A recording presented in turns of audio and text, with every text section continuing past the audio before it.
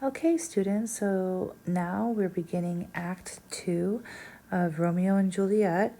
And the first thing you'll notice is that there is a prologue for Act 2, but it's a little different than the prologue for Act 1.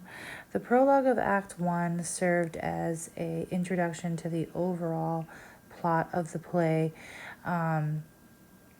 whereas the prologue for Act 2 kind of recaps what happened in Act 1 between Romeo and Juliet and leads into the action that will take place in Act 2. And it says, passion lends them power, time the means to meet, tempering extremities with extreme sweet. Notice the extreme reference here. This is something that Shakespeare comments on in Act 2 when lovers make vows and swear to one another, basically to follow each other everywhere. So now Act 2, right, we're in the second action, so we're starting on that rising action of the conflict.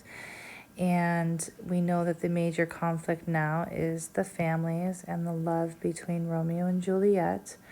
Scene 1, you're given a summary like you have been in the last 5 scenes of Act 1. But notice how the scene number changes, right? Back to 1 again. It's the first scene in the second action.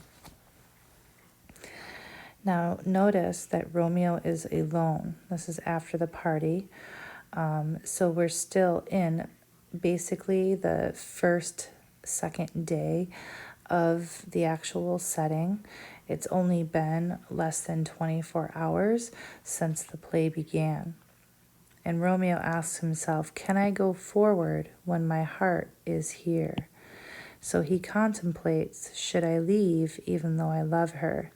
And he says, turn back, dull earth, and find thy center out. And he decides to climb the wall that surrounds Juliet's estate and to look for her. At that point, Benvolio and Mercutio come on the scene, but they don't see him. And they start teasing him, trying to get him to show up so they can all go home. And Mercutio is kind of the funniest one here. He says, oh, I must conjure him, right? I must call him. I'll conjure thee by Rosaline's bright eyes, by her high forehead and her scarlet lip. So mentioning all the beautiful things about Rosaline.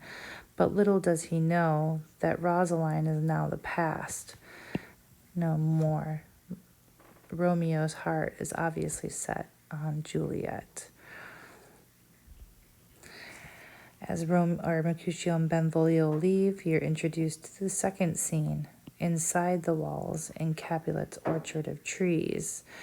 And Romeo comments on Mercutio, saying that he jests or makes fun at scars left by love because he's never felt the wound from Cupid's arrow.